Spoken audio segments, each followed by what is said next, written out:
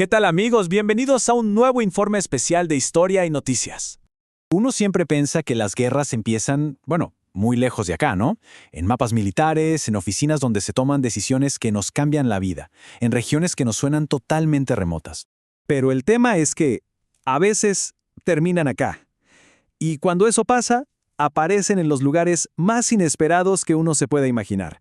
En la puerta de una sinagoga, en una escuela o incluso en un bar cualquiera. Y para entender bien cómo un conflicto que está a miles de kilómetros puede de repente impactar en nuestras vidas, vamos a analizar un evento que fue solo el comienzo de todo. Pensemos en esto por un momento. Estamos en Austin, Texas. Es la madrugada del 1 de marzo. La escena es algo de lo más normal. Un bar abierto hasta tarde, gente charlando, música de fondo, una noche cualquiera, hasta que, de la nada, se convierte en una tragedia. A ver, ¿qué pasó exactamente? Hubo disparos que terminaron con 3 personas muertas. Y fíjense en los detalles del atacante. Llevaba una sudadera que decía propiedad de Alá y una camiseta con la bandera de Irán. Si uno miraba sus redes sociales, estaban llenas de mensajes abiertamente antisemitas. O sea, el motivo parecía bastante claro. Pero esto, como les decía, era solo la punta del iceberg. Es que en apenas 12 días, se registraron más de 150 incidentes graves en varios países. Y no hablamos de cosas menores, ¿eh? Hablamos de tiroteos, de amenazas, de agresiones directas. Y lo clave es que no pasó en un solo lugar, sino que todo explotó casi al mismo tiempo en distintas partes de Occidente. Y acá es donde uno se pregunta, ¿no?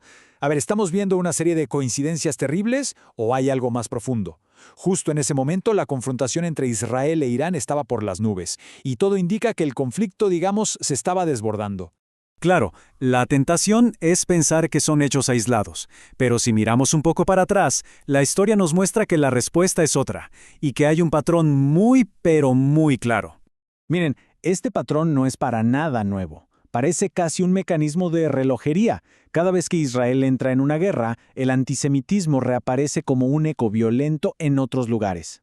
Pasó en el 73 con la guerra de Yom Kippur. Pasó a principios de los 2000 con la Segunda Intifada, que trajo una oleada de ataques sobre todo en Francia y Bélgica. Y pasó de nuevo en 2014, cuando protestas por la guerra de Gaza se transformaron en agresiones. Hoy, la historia se está repitiendo. Ahora, lo interesante de verdad es la lógica que hay detrás de esta violencia. No es algo al azar, para nada. Responde a una ideología muy concreta. Para el antisemitismo de hoy, no importa si una persona judía está de acuerdo o no con la política israelí, o si siquiera conoce el país. Se la convierte en un símbolo, en un responsable de lo que hace un gobierno. Con esta lógica, la individualidad desaparece por completo. Simplemente se transforma a personas, con sus vidas y sus propias opiniones, en extensiones de un Estado. Y al hacer eso, claro, se las convierte en objetivos. Y acá es donde tenemos que hacer una distinción que es fundamental. Importantísima.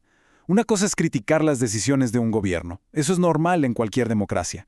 Pero otra cosa muy, muy distinta es atacar a ciudadanos en el extranjero por las acciones de ese gobierno. Eso ya no es crítica política. Eso es antisemitismo. Para que quede más claro, pensemos en esto.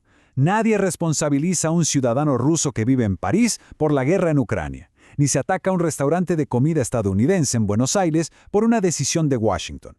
Pero con las personas judías, por alguna razón, se aplica un doble estándar que es muy peligroso. Y aquí llegamos a un punto clave. Pensar que esto es un problema que solo afecta a las comunidades judías es un error gravísimo. De hecho, esto es como un termómetro para la salud de nuestras propias democracias. Porque el antisemitismo no respeta fronteras. Lo que pasó hace poco en Montevideo es un recordatorio de que ningún país está completamente aislado. Aunque nos veamos como una democracia estable y lejana, el eco de estos conflictos globales puede llegar y hacerse sentir en nuestras calles. Y este proceso tiene un impacto muy real en la vida diaria.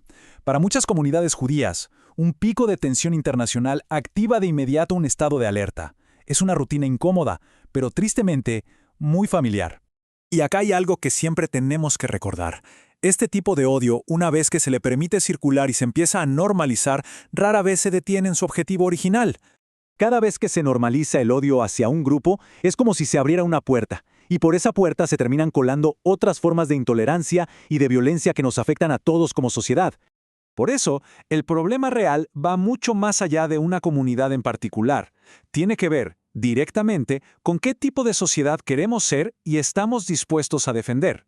Porque sí, las guerras empiezan lejos, pero cuando el odio empieza a circular en nuestras calles, la distancia deja de importar.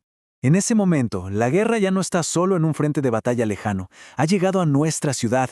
Y esa es la pregunta que nos queda a todos. Apóyenos con un like para seguir generando contenido. Nos reencontramos cuando las noticias vuelvan a ser noticia.